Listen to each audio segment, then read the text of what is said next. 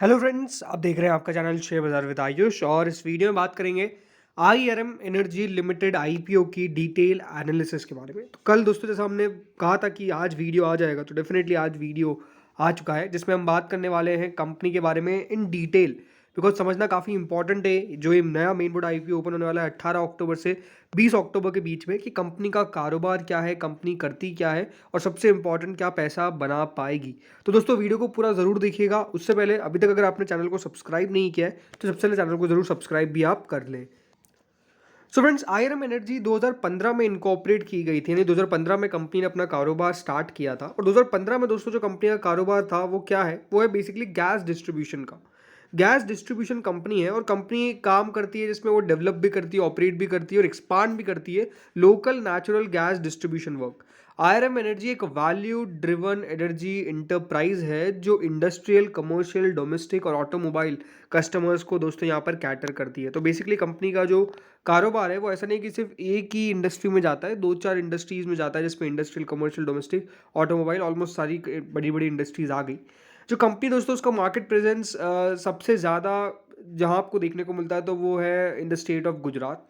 फिर दोस्तों कंपनी का थोड़ा सा कारोबार पंजाब के अंदर भी है और थोड़ा बहुत union territories Daman and Diu के अंदर भी आपको कंपनी का कारोबार देखने को मिल जाएगा।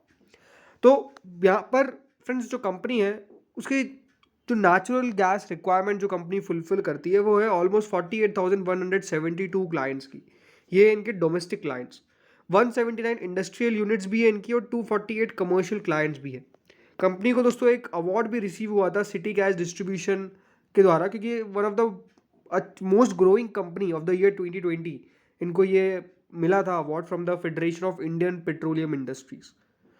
लेकिन अब इंपॉर्टेंट बात क्या है कि बेसिकली आईआरएम एनर्जी कितना बढ़िया कर सकता है, राइट? क्वेश्चन तो हमारे लिए यही है कि आईआरएम एनर्जी कितना पैसा बनाकर देगा।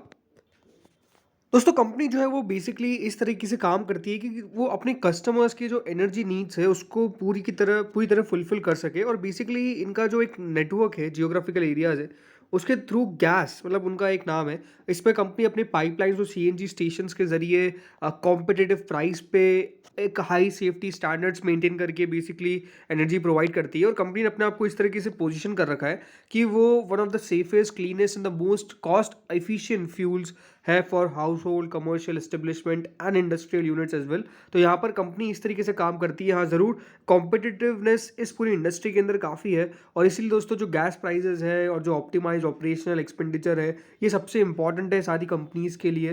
दूसरी बात ये भी है कि जो कंपनी है वो ऑफर करती है अपनी gas to PNG industrial customers at a viable price. मतलब वहाँ पर आपको थोड़ा बहुत डिफरेंस देखने को मिल सकता है। और किस तरीके से जो भी है अल्टरनेट फ्यूल्स कंपनी प्रोवाइड करती है। कंपनी के पास दोस्तों ऑथराइजेशन है कि वो गैस अवॉर्डेड है, मतलब उनको दोस्तों गैस अवॉर्डेड हुआ था in the 6th round of bidding conducted by the petroleum and natural gas regulatory body in July 2016। But overall ये ज़रूर है कि ये जो पूरा इंडस्ट्री है, अगर आप उसको नोटिस करेंगे तो जो नेचुरल गैस की डिमांड है, नेचुरल गैस की डिमांड दोस्तों from the C G D sector to log at 15 to 16% CAGR, मतलब 15 से 16% की दर पे दोस्तों नेचुरल गैस की डिमांड आपको देखने को मिल रही है। ये फिस्कल 2022 है और फिस्कल 2030 के अंदर हम कह सकते हैं कि इसी तरह से रहती हुई नजर आएगी।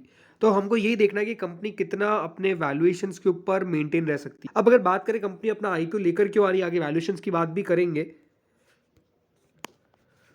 तो दोस्तों कंपनी इस पैसों को कहाँ यूज़ करेगी? सबसे पहले दोस्तों कंपनी अपना पैसा लगाएगी in the funding capital expenditure requirements. इनको डेवलप करना है city gas distribution network in the geographical areas of the Namakkal and Tiruchirappalli, Tamil Nadu के अंदर। ये इन फिजिकल 2024, 25, 26 के अंदर कंपनी का टारगेट है कि वहाँ पर भी सिटी गैस डिस्ट्रीब्यूशन का नेटवर्क बेसिकली कंपनी को लगाना है। तो अपने आप को एक्सपेंशन के लिए कंपनी को पैसा चाहिए।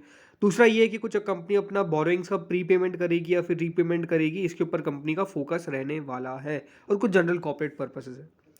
अब दोस्तों जो कंपनी ने प्राइस बैंड रखा है वो रखा है फ्रेंड्स एट 505, 505 रुपये का कंपनी की तरह दोस्तों प्राइस बैंड जो है वो बेसिकली रखा गया है। 29 शेयर्स कंपनी के एक लॉट में आपको मिलेंगे और ये पूरा जो इशू है वो 545 करोड़ का रहने वाला है। 545 करोड़ का है ये इशू और पूरा का पूरा फ्रेश इशू है, यानी जो सारा पैसा है वो बेसिकली कंपनी के पास जाएगा और कंपनी इस पैसों का, जैसे मैंने आपको बताया, कि अपनी एक्सपांशन के लिए यूज़ करेगी। अगर आप कंपनी के एम्प्लॉय है तो आपके लिए कंपनी ने 48 रुपीज़ पर शेयर का डिस्काउंट भी रखा है, प्लस BSE NSE दोनों पर इसकी लिस्टिंग होने वाली है।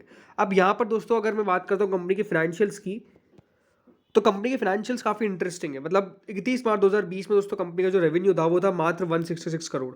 अगले साल वो बढ़ के 212 करोड़ हो गया। उसके अगले साल वो बढ़ के 549 करोड़ हो गया।